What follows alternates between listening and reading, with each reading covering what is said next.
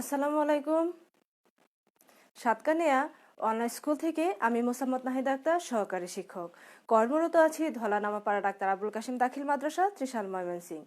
এই মুহূর্তে লাইভে যারা যুক্ত আছেন, শুনছেন, দেখছেন এবং উপভোগ করছেন এবং যুক্ত হবেন, আমার সম্মানিত অভিভাবকবৃন্দ, আমার আস্থাভাজন সুধীজন, আমার সহকর্মীবৃন্দ, আমার শুভাকাঙ্ক্ষীবৃন্দ, সেই সাথে আমার প্রাণপ্রিয় ছাত্রছাত্রী বন্ধুরা, সবাইকে জানাই আন্তরিক অভিনন্দন ও শুভেচ্ছা। সেই সাথে সাতকানিয়া অনলাইন স্কুলের কর্তৃপক্ষে যারা রয়েছেন, দায়িত্বে আছেন, সবার প্রতি রইল কৃতজ্ঞতা। আশা রাখছি আল্লাহ তাআলার অশেষ কৃপায় যে যেখানে আছেন খুব ভালো আছেন, সুস্থ আছেন। আমিও আল্লাহ তাআলার অশেষ কৃপায় ভালো আছি, সুস্থ আছি। সুপ্রিয় শিক্ষার্থী বন্ধুরা, নিশ্চয়ই তোমরাও খুব ভালো আছো, সুস্থ আছো এবং নিরাপদে আছো, তাই না শিক্ষার্থীরা? এখন অ্যাসাইনমেন্ট নিয়ে সবাই ব্যস্ত। ওই ব্যস্ততার ফাঁকে কিন্তু আমাদের যে অনলাইন কার্যক্রম রয়েছে সেগুলো কিন্তু কি করতে হবে, উপভোগ করতে হবে। সেগুলোও কিন্তু তোমাদের দেখতে হবে, শিখতে হবে। তাহলে শিক্ষার্থী বন্ধুরা, আজকে কাদের জন্য এসেছি সেটা কিন্তু তোমরা জানো, যে দশম শ্রেণীর শিক্ষার্থী তোমাদের জন্যই আমি এসে থাকি। হ্যাঁ, তাহলে শিক্ষার্থী বন্ধুরা, আজকে যে আসছে সেটা হচ্ছে নবম ও দশম শ্রেণীর বাংলা সাহিত্য পাঠ থেকে দশম শ্রেণীর শিক্ষার্থী তোমাদের জন্য নিয়ে এসেছি একটি কবিতা, গল্প, উপন্যাস, ছোট গল্প, ছড়া। শিক্ষার্থী না, কি নিয়ে এসছি সেটি বলবো না, সেটি বলবো তোমাদেরকে পরে। কারণ মানুষ কিন্তু আশা নিয়ে, স্বপ্ন নিয়ে বেঁচে থাকে। মানুষ কখনো নিরাশায় ভালো স্বপ্ন দেখতে পারে না, ভালো কিছু কল্পনা করতে পারে না। তাহলে শিক্ষার্থীরা, আশাই কিন্তু মানুষকে বাঁচিয়ে রাখে, আশায় মানুষকে সামনের দিকে এগিয়ে নিয়ে যায়। শিক্ষার্থীরা, তোমরা কি অনুমান করতে পারছো যে আজকে কি পড়াবো? ঠিক আছে, অনুমান না করতে পারলেও সমস্যা নেই, কারণ আমি তোমাদেরকে কিন্তু বলে দেব কি পড়াবো। তার আগে শিক্ষার্থী বন্ধুরা, দেখো কি পড়াবো সেটাই কিন্তু তোমাদেরকে তুলে ধরছে। বঙ্গবন্ধু শেখ মুজিবুর রহমানের ৬ দফা আন্দোলনের বেগবান করে তোলার জন্য তাৎপর্যপূর্ণ ভূমিকা রেখেছিলেন যিনি, স্বাধীনতা আন্দোলনে তিনি ছিলেন একজন সাংস্কৃতিক কর্মী। মুক্তিযুদ্ধের সময় তার লেখা আমাদের সংগ্রাম চলবেই গানটি স্বাধীনতাকামী বাঙালি জাতিকে বিশেষভাবে অনুপ্রাণিত করেছিল। তার গণসঙ্গীত ও কবিতা মেহনতি মানুষের মুক্তির প্রেরণা জুগিয়েছিল, যাকে এই যে গণজাগরণী কথাটি বললাম, গণজাগরণী যে গান বললাম বা প্রতীকী বললাম, সেই প্রতীকী একজন মানুষ। সেই গণজাগরণের অসংখ্য গান, কবিতা যিনি মুক্তিযোদ্ধাদের অনুপ্রেরণা দিয়েছিল সেই সময়ে। শিক্ষার্থী বন্ধুরা, তোমরা কি বলতে পারো সেই কবি, লেখক, গীতিকার কে? হ্যাঁ শিক্ষার্থীরা, আমি জানি তোমরা অনেকেই সেটি জানো, তারপরও তোমাদেরকে আবার বলে দিচ্ছি, সেটি হচ্ছেন সিকান্দার আবু জাফর। শিক্ষার্থী বন্ধুরা, তাহলে আজকে যে আমরা ক্লাসটি করব সেটি হচ্ছে সিকান্দার আবু জাফরের লেখা একটি কবিতা। সেই কবিতা হচ্ছে আশা। সেই আশা কবিতাটি কিন্তু আজকে আমরা পড়ব। যে আশা কবিতাটি পড়ব সেটি একটি ছোট কবিতা, যে কবিতা একটু সহজ আমাদের কাছে মনে হয়, তোমাদের কাছে মনে হতে পারে একটু সহজ কবিতা, সেটি পড়ার কি দরকার আছে, বলে দেবার কি দরকার আছে? না শিক্ষার্থী বন্ধুরা, সেই সহজ জিনিসটাকে সহজভাবে উপস্থাপন করার জন্য কিন্তু আজকে তোমাদের সাথে আমি যুক্ত হয়েছি।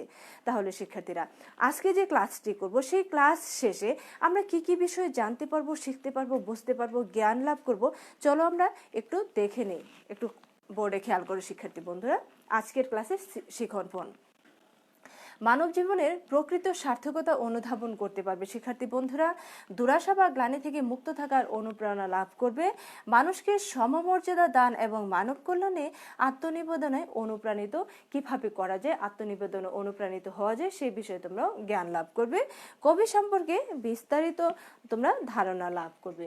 তাহলে শিক্ষার্থী বন্ধুরা, আজকের যে ক্লাসের শিক্ষণফল, সেই শিক্ষণফলটিও কিন্তু আমরা জেনে নিয়েছি। তাহলে শিক্ষার্থীরা, এখন আমরা যে কাজটি করব সেটি হচ্ছে ধারাবাহিকতায় কবি সম্পর্কে জেনে নেব। তাহলে শিক্ষার্থীরা, এই কবি সম্পর্কে তোমাদেরকে যে বইয়ে যা লেখা আছে তার বাইরের আমি তোমাদেরকে কিছু তুলে ধরতে চাই, সেটি মনোযোগ দিয়ে তোমরা কিন্তু খেয়াল করবে শিক্ষার্থীরা। দেখো, রামমোহন থেকে রবীন্দ্রনাথ, বাঙালি এই যে নবজাগরণ, এখানে বাঙালি মুসলমানদের স্পর্শ অংশ ছিল সামান্যই। তথ্য উপাত্ত বিশ্লেষণ করে নেয়া চলে বাঙালি মুসলমানদের নবজাগরণের প্রস্তুতি 1871 থেকে 1920। শিক্ষার্থী বন্ধুরা, এখানে কিন্তু তোমরা একটু ভালোভাবে খেয়াল করতে পারবে, কারণ ইতিহাসগুলো তোমাদের সামনে তুলে ধরছে। কবিতার যে ব্যাখ্যা, সেই কবিতার ব্যাখ্যায় কিন্তু আমরা সহজেই বুঝতে পারবো, সহজ একটি কবিতা, কিন্তু যে যে কথাগুলো তোমাদের খুবই প্রয়োজন, যে ইতিহাসগুলো তোমাদের জেনে রাখা দরকার, সেগুলোই কিন্তু তোমাদের সামনে এখন আমি উপস্থাপন করছি, সেহেতু তোমরা একটু ভালোভাবে মনোযোগ দেবে শিক্ষার্থীরা। 1871 থেকে 1920 পর বাঙালি মুসলমান প্রকৃতই নবজাগরণে রোদ বৃষ্টিতে পুষ্পে পল্লবে হাসি আনন্দের যাত্রাপালায় কাটিয়েছিল পরবর্তী 1921 থেকে 1970 অর্ধশতক। শিক্ষার্থী বন্ধুরা, নবজাগরণে এই পুরো সময় সাহসী, সৎ, যুক্তিবাদী ও অসাম্প্রদায়িক মননের সম্পূর্ণ মানুষ সিকান্দার আবু জাফর 31 মার্চ 5 আগস্ট 1919 জন্মগ্রহণ করেছেন। শিক্ষার্থী বন্ধুরা দেখো, 19 মার্চ 1919 খ্রিস্টাব্দে এবং মৃত্যুবরণ করেছেন 5 আগস্ট 1975 খ্রিস্টাব্দ। শিক্ষার্থী বন্ধুরা, সেই সাহিত্যের পর গলিমুখ রাজপথ পেরিয়ে যে নদী সমুদ্র সাঁতরিয়ে মরুতৃষ্ণায় আভিজাত্যর যে চির উন্নত শিয়র উঠেছিলেন এই কবি। এই কবি হচ্ছেন কবি সিকান্দার আবু জাফর। সম্পাদক, সাহিত্যের শিক্ষক, নবজাগরণ সংস্কৃতির প্রধান প্রযোজক এবং পরিচালকও তিনি। জীবন অন্বেষী, জীবনমুখী সিকান্দার আবু জাফর 7 রঙে অফুরন্ত জীবন ফোয়ারা ছুটেছেন উপরোল্লিখিত নবজাগরণের পূর্ণ এবং সম্পূর্ণ উজ্জ্বল বর্ণের যে কাল পর্ব সেখানে। শিক্ষার্থী বন্ধুরা দেখো, রামমোহন রায় থেকে যে বাঙালি প্রথম নগর যে যুক্তিটি ঘটিয়েছিল, সেখানে প্রথম সংস্কৃতি কিছুটা অর্থনীতি ও সামান্য ছিল রাজনৈতিক। সেখানে প্রচলিত ধর্মের সরোবরে জমে ওঠা আবর্জনা পরিষ্কার করে ধর্মের মহিমা এবং মানবিকতার ইস্পাত কুসুম সঙ্গে ধর্মের সম্পর্কে জ্ঞাত করাই ছিল এই নবজাগরণের অন্যতম গৌরব এবং তাৎপর্যময়। শিক্ষার্থীরা, এই বিষয়গুলো কিন্তু তোমাদের জেনে রাখা দরকার বলেই কিন্তু তোমাদেরকে বলে দিচ্ছি। শিক্ষার্থী বন্ধুরা, এখানে দেখো, প্রভুত্বের ভিত্তিহীন যুক্তির কৌশল সর্বস্ব বিলানো, প্রভু হবে না বিফল, বংশানুপীড়নের রথচক্র তোলে, একদা বিচূর্ণ হবে দাসত্ব শৃঙ্খল। এই যে কথাগুলো, এই কথাগুলো কিন্তু নবজাগরণের যে একটা স্পৃহা জাগিয়েছিল, উদ্বেগ দিয়েছিল। শিক্ষার্থী বন্ধুরা, সেখানে আমাদেরকে আরও কিছু জেনে নিতে হবে। শিক্ষার্থীরা, প্রাক ঔপনিবেশিক যুগে বাংলায় জাতীয় চেতনা বলে কোনো কিছুই ছিল না।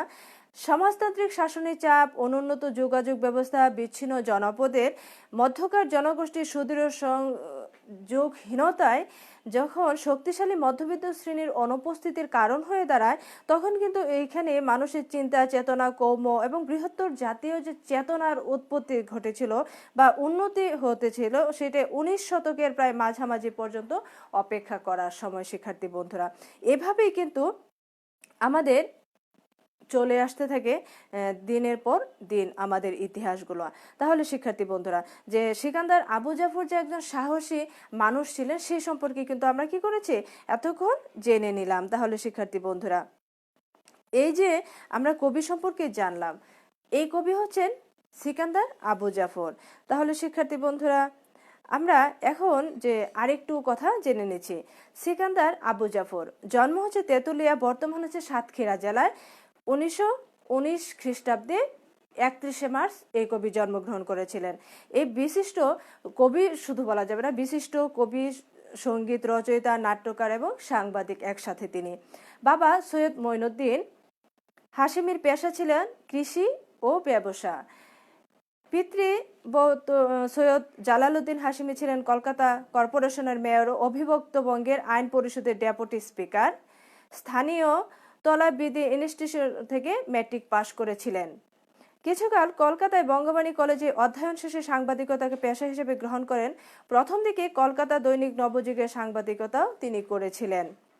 তাহলে শিক্ষার্থী বন্ধুরা, আমরা কিন্তু এতক্ষণ কিছুটা কবি সম্পর্কে জেনে নিয়েছি।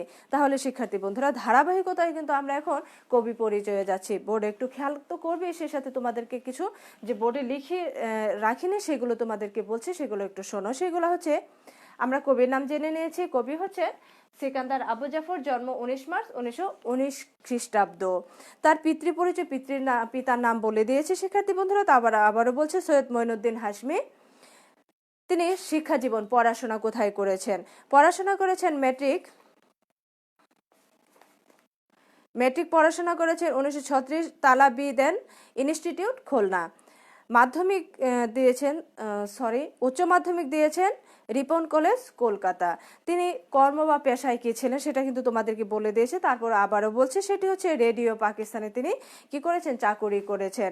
এবং সাংবাদিকতা করেছেন দৈনিক নবযুগ, সহযোগী সম্পাদক দৈনিক ইত্তেফাক, প্রধান সম্পাদক ছিলেন দৈনিক মিল্লাত, প্রতিষ্ঠাতা সম্পাদক ছিলেন মাসিক সমকাল।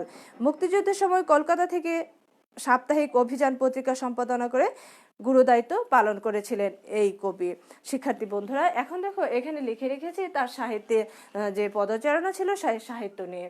প্রহসন দেখো, প্রসন্ন প্রহর 1965 খ্রিস্টাব্দ, বৈরী বৃষ্টিতে 1965 খ্রিস্টাব্দ, মালব কৌশিক 1966, মাকড়সা 1960, সিরাজউদ্দৌলা 1965, মহাকবি আলাউল 1966, মাটির অশ্রু 1942, পুরবী 1944 খ্রিস্টাব্দ, রুবাইয়াত উমর খৈয়াম 1966, জাদুর কলস 1959 খ্রিস্টাব্দ। শিক্ষার্থী বন্ধুরা এগুলো তোমাদের সাহিত্যে যে তার পদচারণা রয়েছে, সেখানে নাটক, উপন্যাস, অনুবাদ এবং কাব্যগ্রন্থ নাম লিখে দিয়েছে। শিক্ষার্থী বন্ধুরা এই কবি তার জীবনে কি কি পুরস্কার পেয়েছেন সেগুলো তোমাদেরকে বলে দিচ্ছি। শিক্ষার্থী বন্ধুরা পুরস্কার পেয়েছেন বাংলা একাডেমি পুরস্কার 1966 খ্রিস্টাব্দে 21 পদক, মরণোত্তর পেয়েছেন এই মহাকবি, জাগরণী কবি।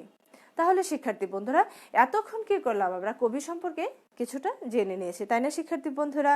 তাহলে চলো আমরা কিন্তু এখন কবিতায় যাব, অর্থাৎ কবিতার বিশ্লেষণে যাব। তাহলে বিশ্লেষণে যাবার আগে কবিতা সেটা তোমাদেরকে আরেকটি কথা বলে নিতে চাই, সেটি হচ্ছে এই কবিতার উৎস কোথায় এবং পাঠের উদ্দেশ্য কি।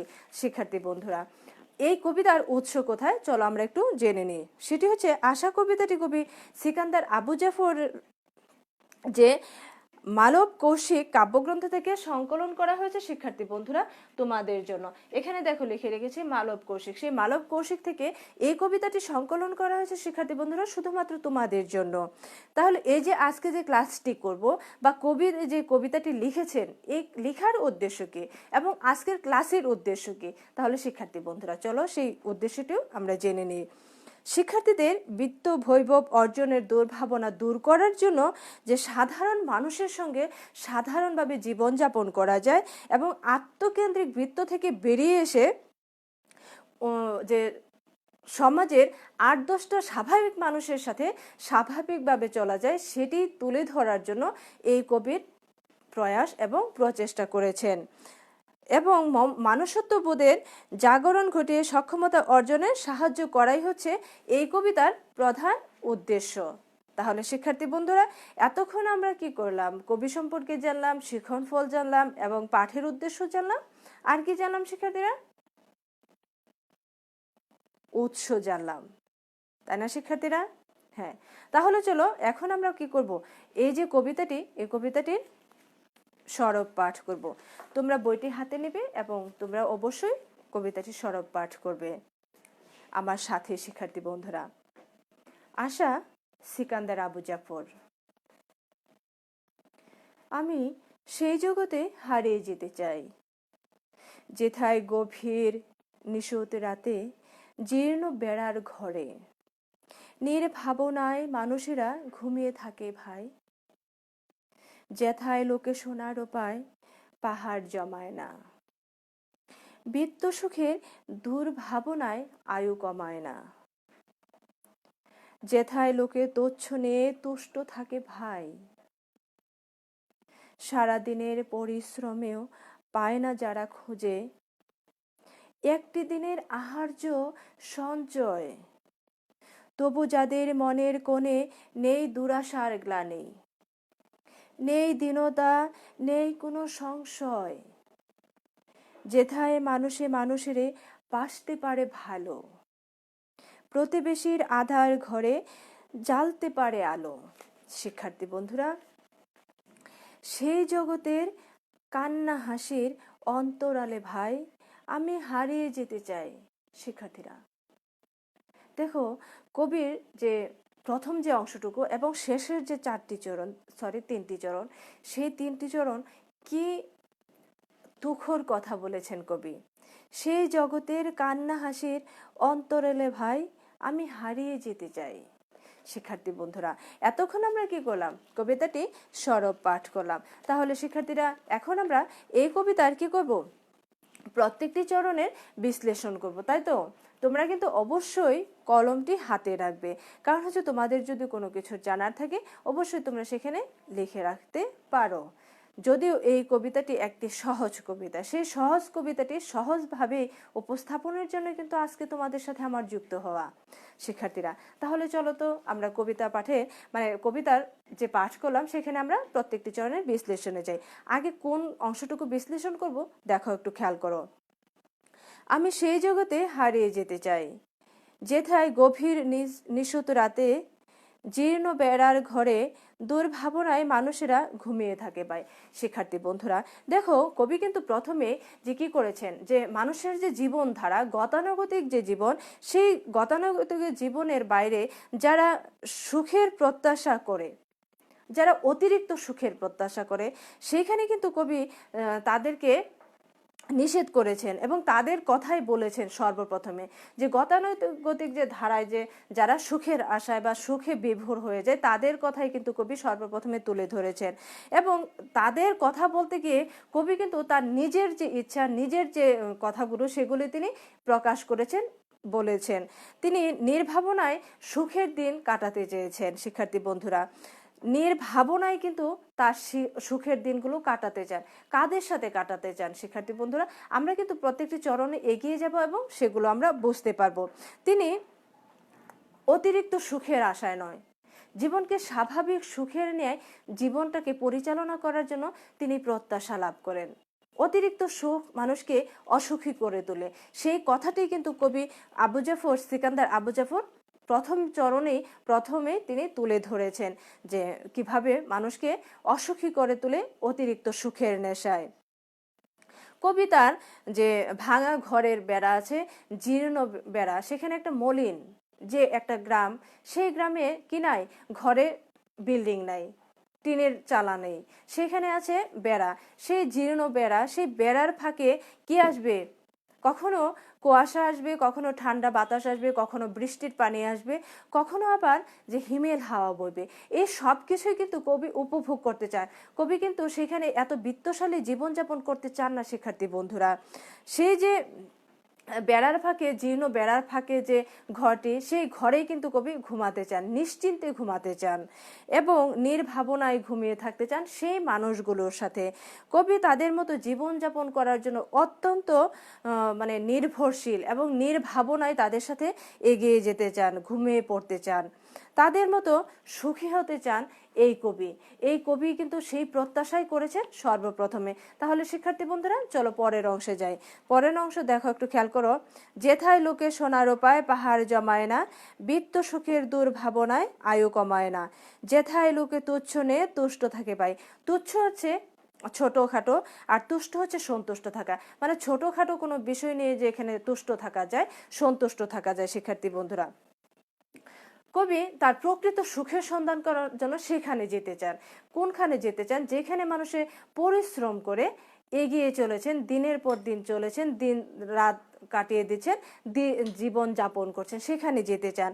এবং যেখানে মানুষ সোনা রূপা পাহাড় গড়ায় না, অর্থাৎ অনেক টাকা পয়সা ধন দৌলত এগুলোর মালিক নয়, যারা অনেক ধন সম্পদের মালিক হতে চান, সেখান থেকে কিন্তু কবি ফিরে আসতে চান, সেখানে তিনি যেতে চান না। শিক্ষার্থী বন্ধুরা, এই যে মানুষের অর্থ সম্পদ যে মানুষকে কি করে দেয়, অমানুষ করে দেয়, সেই কথাটি কিন্তু কবি তুলে ধরেছেন তার লেখনের মাধ্যমে।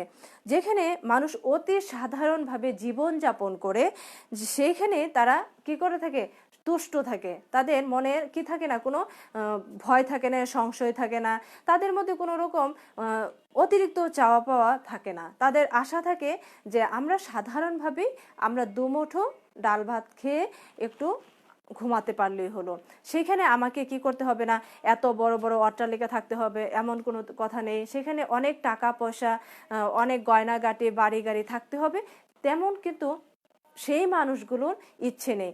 যে মানুষগুলোর ইচ্ছে নেই সেখানেই কিন্তু কবি যেতে চান শিক্ষার্থী বন্ধুরা। এবং সেখানে দরিদ্র হলো তাদের যে বৃত্তির অভাব নেই, সেখানে সেই ভাইগুলোর সাথে কিন্তু কবি সময় অতিবাহিত করতে চান শিক্ষার্থী বন্ধুরা। তারপরে দেখো, সারাদিনের পরিশ্রমেও পায় না যারা খোঁজে একটি দিনের আহার্য সঞ্চয়, তবু যাদের মনের কোণে নেই দুরাশার গ্লানি, নেই দীনতা, নেই কোনো সংশয়। শিক্ষার্থী বন্ধুরা একটু খেয়াল করো, যে মানুষগুলো সারাদিন কঠোর পরিশ্রম করে, সেই কঠোর পরিশ্রম করার পর যে অনেক সময় তাদের এক বেলা খাবার জোটে না, সেই যে এক বেলা খাবার জোটে না, সেই মানুষগুলোর কাছে কিন্তু কবি যেতে চান। তারা জীবনের পথে চলতে গিয়ে কখনো এতটাই যে মানুষ এতটাই কষ্টের ভেতরে চলে যায়, এতটাই মানুষের সামনে কষ্ট এসে দাঁড়ায়, কিন্তু সেই সময়েও কিন্তু কি করে না, সেই মানুষগুলো দুরাশায় ভোগে না, গ্লানিতে ভোগে না, তারা আত্মগ্লানিতে ভোগে না, কারণ তাদের কোনো মনে কিন্তু চাওয়া পাওয়া নেই। তাদের কি করতে হবে, এখানে বিরিয়ানি খেতে হবে, মোরগ পোলাও খেতে হবে, তাদের মনে কিন্তু এরকম কোনো বাসনা নেই, সেহেতু তাদের মনেও কোনো সংশয়ও নেই, তাদের কোনো ভয়ও নেই।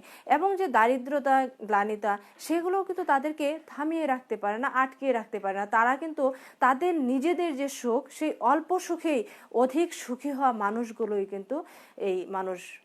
এবং এই মানুষগুলোর সাথে কিন্তু কবি যেতে চান, যে মানুষের অর্থ বৈভবের ভেতর যে মানুষগুলো অমানুষ হয়ে যায়, সেই মানুষগুলোর সাথে কিন্তু কবি এগিয়ে যেতে চান না শিক্ষার্থী বন্ধুরা। দেখো, এই যে মানুষের যে চাওয়া পাওয়া, সেই মানুষের চাওয়া পাওয়ার ভিতরে দরিদ্র শ্রেণীর মানুষের সাথে কিন্তু কবি কি করতে চায়, সমবেদনা জানাতে চায়, তাদের শ্রদ্ধা ভালোবাসার প্রকাশটা দিতে চায়, কবি প্রকাশ করতে চায়। সেই প্রকাশ করার জন্যই কিন্তু কবি এগুলো লিখেছেন, শুধুমাত্র লেখার জন্য নয়, সেখানে তিনি প্রকাশ করার জন্য, ভালোবাসা নিবেদন করার জন্য, শ্রদ্ধা নিবেদন করার জন্য কিন্তু সেই মানুষগুলোর কাছে কবি যেতে চান। তাহলে শিক্ষার্থী বন্ধুরা, চলো আমরা পরের অংশে যাই। দেখো, যেথায় মানুষ মানুষের বাসতে পারে ভালো, প্রতিবেশীর ঘরে আধার ঘরে জ্বালতে পারে আলো, সেই জগতের কান্না হাসির অন্তরালে ভাই আমি হারিয়ে যেতে চাই।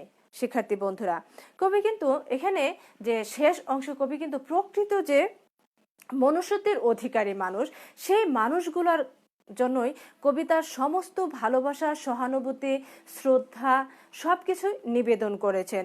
এবং সে তাদের যে প্রকৃত যে মানুষগুলো রয়েছেন, সেই মানুষগুলোর সান্নিধ্য পাওয়ার জন্যই কিন্তু কবি ছুটে যেতে চান এবং তাদের মধ্যে হারিয়ে যেতে চান আজন্ম। কবি তাদের কাছে এসব কিছুই চান না, অর্থাৎ অর্থ বৈভব যে বিষয়গুলো রয়েছেন সেগুলো কিছুই চান না, শুধু তাদের সাথে মিশে গিয়ে তাদের সাথে এগিয়ে যেতে চান, তাদের সুখটুকু ভাগ করে নিতে চান শিক্ষার্থী বন্ধুরা। কারণ হচ্ছে, যে মানুষগুলো সারাদিন পরিশ্রম করার পরেও যার ঘরে একবেলা খাবার জোটে না, সেই মানুষগুলো হচ্ছে কবির দৃষ্টিতে প্রকৃত মানুষ।